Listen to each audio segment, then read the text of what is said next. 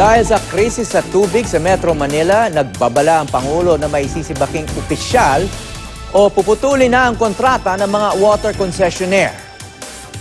Pinag-sumiti nila ng ulat ang mga opisyal ng Manila Water, Maynilad at Metropolitan Water Works and Sewerage System at deadline nito kahapon. Kaugnay niya mga kapanayam natin, for the record, si Cabinet Secretary Carlo Nograles. Magandang umaga sa inyo, Secretary Nograles. Magandang umaga sa iyo, Howie, at may buntag sa lahat ng mga Bisaya. Okay, Mr. Secretary, nakapag-submit ba ng report sa Malacanang mga opisyal ng MWSS, Manila Water at Maynilad? Palagay ko, kasi today ang deadline po nila at ito po yung inutos ng Pangulo sa kanilang lahat, yung may kaugnayan sa water sector dito lalo na sa Metro Manila area. Kaya palagay ko, dahil nandyan po yung deadline, ay nakapag-submit na po sila. At sa April 15 or on before April 15, asahan po natin na magkaroon na ng desisyon ang Pangulo tungkol sa dito sa issues at concerns natin tungkol sa tubig, lalong-lalo na dito sa Metro Manila. Okay, kung ang desisyon ay hindi pabor dito sa mga water concessionaires, meron bang contingency plan na ang gobyerno para ipagpatuloy ang water services? Siyempre, kung ano man ang magiging desisyon ng Malacanang or ng Pangulo tungkol po dyan, sisiguraduhin po natin na hindi mapeperwisyo ang ating mga kababayan dito sa area ng Metro Manila at kung saan pa man yung area ng coverage ng mga concessionaires na ito. Ang primary consideration naman ng Pangulo sa lahat ay ang public service. So, ang magandang serbisyo para sa ating mga mamamayan, ang mga consumers ng tubig dito sa area ng NCR at Greater Metro Manila area, yun ang number one consideration. Kaya nga po nire-review itong pinapareport ng Pangulo, ang Maynilad, ang Manila Water, ang MWSS, para malaman niya kung ano ba ang problema at para malaman niya kung ano ang kailangan niyang gawin. But the primary consideration of the President will always be kung anong ikabubuti ng ating mga kababayan dito sa NCR region. Okay, pag-usapan naman natin, sir, itong 2019 national budget, bakit hindi pa pinipirmahan ni Pangulong Duterte ito? Well, right now, syempre, vinevet pa yan. Meron pang finalize na veto message. Kasi normal naman po yan, in every budget, ay meron pong veto message ang Pangulo sa mga line item vetoes niya hinggil sa national budget. So ito po yung pine-prepare last week ng Malacanang, ng DBM, ng Office of the President, at asahan po natin na this week ay maaring mapirmahan na ni Pangulong Duterte ang national budget. At kasama po dyan ang veto message ni Pangulo.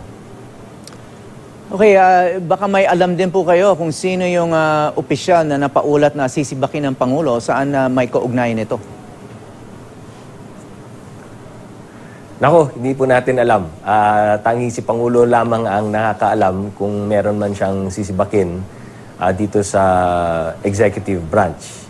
At alam naman po natin na lahat tayo sa executive branch ay we serve at the pleasure of the President. So, ang aming trabaho dito ay hanggat nandyan yung tiwala ni Pangulo sa aming abilidad at sa kakayahan natin, at nare-retain pa po natin ang trust and confidence ng ating Pangulo, alam namin yan. Hanggat nandyan pa yan, okay tayo. Pero pag gusto na tayong palitan ni Pangulo, ay kahit sino man sa amin ay maaring palitan ni Pangulong Duterte. Okay, hingan na lang namin po kayo ng reaksyon kaugnay ng pahayag ni Vice President Leni Robredo na handa siyang pumalit sakaling magtatag ng revolutionary government ang Pangulo. Manghuhulugan daw kasi itong iniwan ng Pangulo ang kanyang pwesto. Palagay ko masyadong presumptuous naman po yan. Lahat naman po yan ay nasasabing hypothetical thoughts lamang. So hindi dapat pag-usapan ang ganyang klase mga bagay dahil ito'y puro hypothetical lamang. So anong reaction yun nung nasabi nga ng Pangulo yun? Did you think it was something that was actually a realistic threat or hypothetical lang on the part of the President? Sa parte naman ng Pangulo, parang ano lang ito eh. It's just an expression of his exasperation sa mga nangyayaring mga problema ng bansa. At this was directed sa mga nagpapahirap ng ating bayan, yung nagpapahirap ng bansa natin. This was said in the context of enemies of the state, yung mga tungkol sa mga nandyan pa rin po yung sa droga, yung drug pushers, yung mga sindikato, nandyan pa, yung nanggugulo sa peace and order na po natin. At it was also said in the context ng pagre-review ng mga kontrata ng may mga nagpirma o nagbigay ng kontrata sa gobyerno na napakalaking perwisyo po sa ating mga kababayan. Yung tinatawag na onerous contracts to the point of it being void ab initio. So, it was said in the context na marami pong problema ang bayan natin, marami pong problema ang bansa natin. At imbis na tulungan ng ating Pangulo, ay nagiging sagabal pa sila at nagiging mas perwisyo pa sila sa pagpapatakbo ng ating Pangulo. So, it was said in that context na pag hindi po inayos itong mga problema nito at magpapatuloy itong mga sakit ng ulo na magpatuloy na maging sakit ng ulo ng bayan natin at ng bansa natin, ay maaring magkaroon ng ganyang klase mga revolusyon na tinatawag. Pero everything was said in the hypothetical. Kaya dapat hindi rin napag-uusapan yung pagpapalit or pagte-take over ng kahit sino man dahil ito'y napaka-presumptuous naman po. So sir, ano yung reading nyo kung hypothetical to? What would be the hypothetical situation where he would be forced to declare revolutionary government? Sabi nyo, sa ngayon, exasperated nga siya, kaya siya nagsasabi ng ganon. But, I mean, how do you read his limits? Hanggang saan ba yung kanyang pasensya?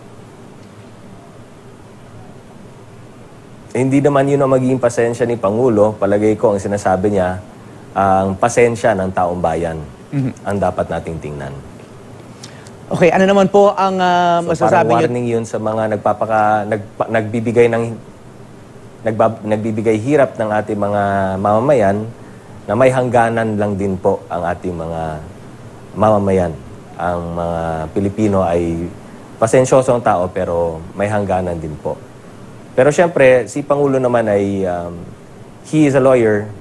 He knows the limits of the Constitution. No? So, alam naman po niya kung anong tama, anong hindi tama. So, the President always tells us to do what is right and what is legal. So, in the same manner, the President will only do what is right and what is legal.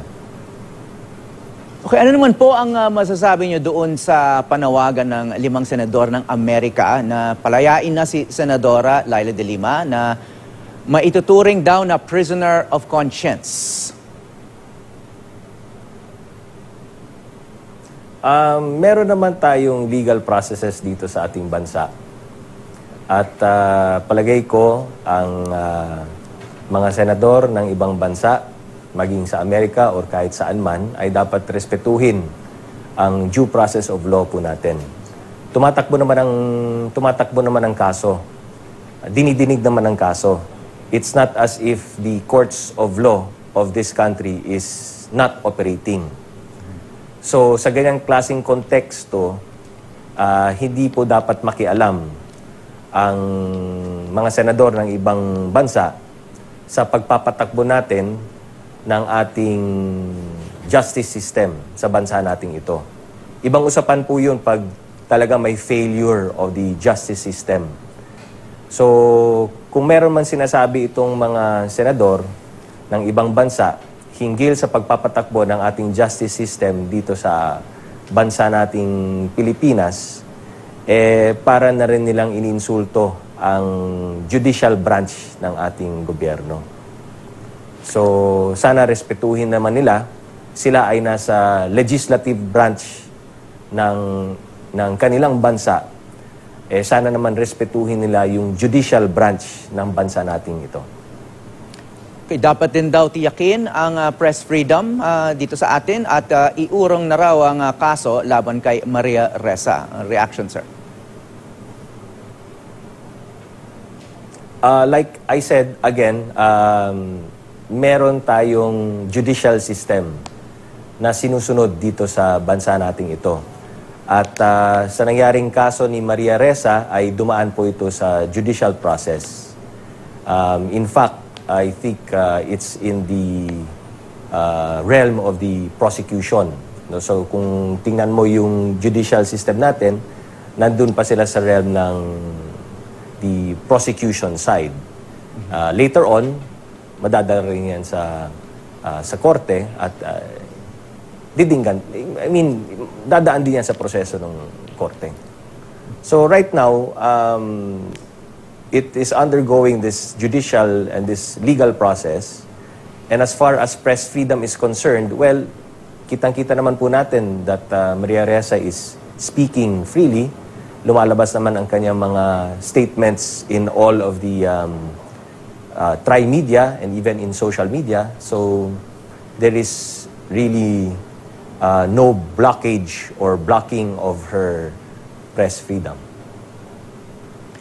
Okay, do you also agree with the President's recent comment that the increase in his wealth due to interests outside of government is no one else's business?